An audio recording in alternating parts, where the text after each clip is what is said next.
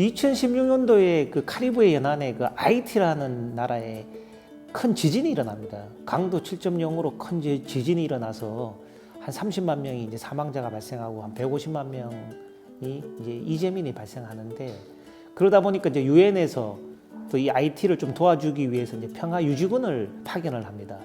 그런데 이 도와주러 간 평화 유지군 때문에 약 80만 명 정도가 콜레라군에 감염이 되고 약 10,000명 정도가 사망하는 사건이 일어납니다. 아이티를 도와주러 간 이제 선의를 가지고 간 평화 유지군이 의도치 않게 이 콜레라균을 전염해서 많은 사상자를 내듯이 우리 인류 역사를 보면은 예기치 않게 이런 전염병의 역사로 우리 인류를 위협한 시기가 계속 있어 왔습니다. 우리가 잘 아는 것은 이제 14세기 중반에 이제 패스트가 발발해서 약 한 7천만 명 이상 또 사망자를 내었었고, 그리고 제일 차 세계대전이 끝나갈 무렵인 이제 1918년, 1919년 그 사이에 이 스페인 독감이라는 것이 또 발병하여서 또 약 한 5천만 명 이상의 인구가 죽음으로 몰고 간 또 큰 사건이 있었습니다.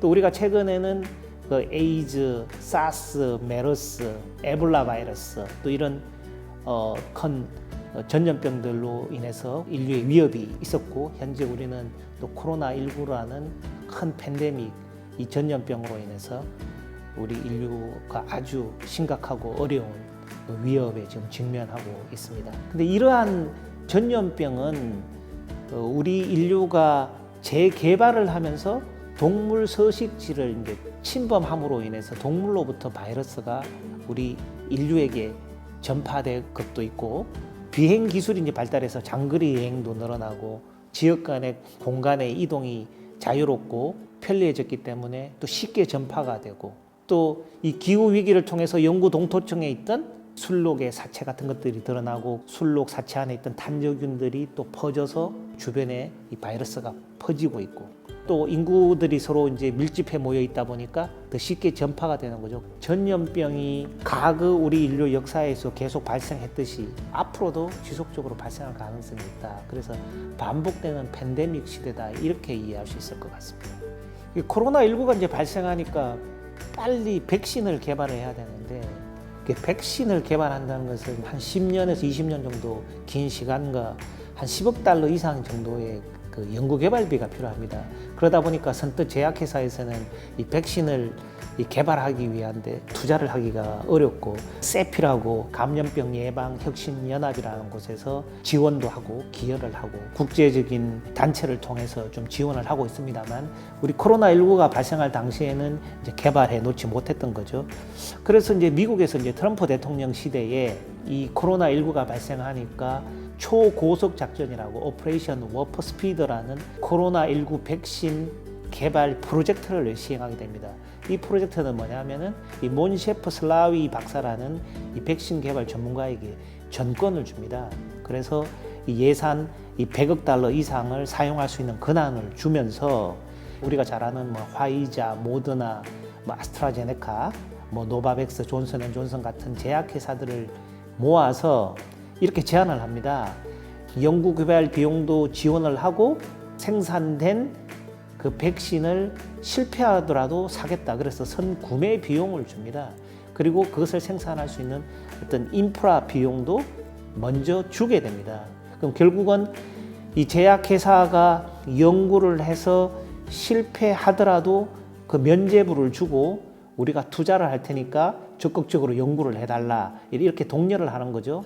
이렇게 함으로 인해서 보통은 통상은 한 10년 걸린다는 이 백신 개발 프로세스를 그 1년 정도로 쫙 단축을 해버린 거죠.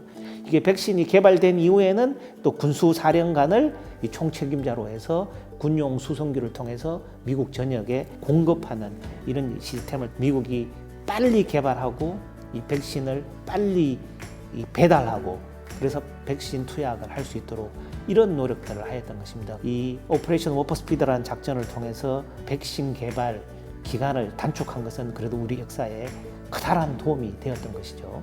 이렇게 개발된 이 코로나19 백신은 이제 전 세계에 보급되어서 많은 국가와 많은 국민들에게 백신을 맞을 수 있는 기회가 생겼는데, 그렇다 하더라도 여전히 국가적 역량에 따라서 이 백신을 맞을 수 있는 기회 속도 또 이런 것들의 차이가 발생하고 있습니다. 그래서 미국이나 서구, 우리나라 같은 경우에는 비교적 이런 시기에 백신을 맞을 수 있도록 이렇게 노력을 하였지만 여전히 일부 아프리카 국가 같은 경우에는 아직 국민들이 접종을 못하고 있는 그런 상황이죠.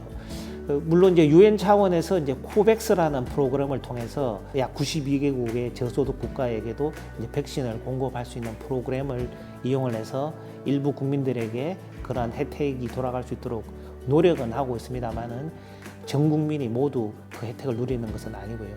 그러다 보니까 결국은 이 백신을 개발 공급할 수 있는 국가적 역량에 따라서 그 국민들이 백신을 얼마나 빨리 맞을 수 있느냐, 또 그리고 백신을 일찍 맞음으로 인해서 또 사회적 경제적 활동을 할 수 있는 것이기 때문에 그 사회적 경제적 활동을 얼마나 빨리 하고 늦게 하느냐에 따라서 국가적 생산성과 국가적 경제적 능력의 차이가 발생하는 이 백신 디바이더가 발생할 수 있는 것이죠.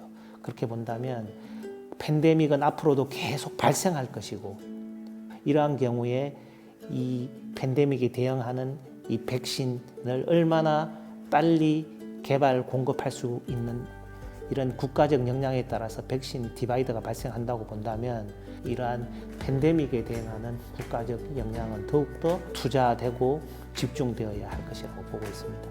이러한 코로나19로 인해서 의도하든 의도치 않든 우리 삶의 변화가 압축적으로 일어났습니다.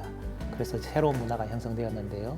그러다 보니까 금융, 유통, 광고 산업, 게임 산업, 교육 산업, 사회 전반에 걸쳐서 모든 산업이 이제 접촉을 하지 않는 언택트 산업이 발생하는 것이고, 또 온라인으로 하는 온택트 산업이 이제 계속 발생하게 되고 발전하게 된 계기가 된 것입니다. 결국은 이러한 변화의 흐름 속에 빨리 선도적으로 적응하고 이끌어야 하다 보니까 이런 언택트 산업과 온택트 산업으로 이 산업 구조를 신속하게 전환해야 될 그런 시기라고 생각이 됩니다.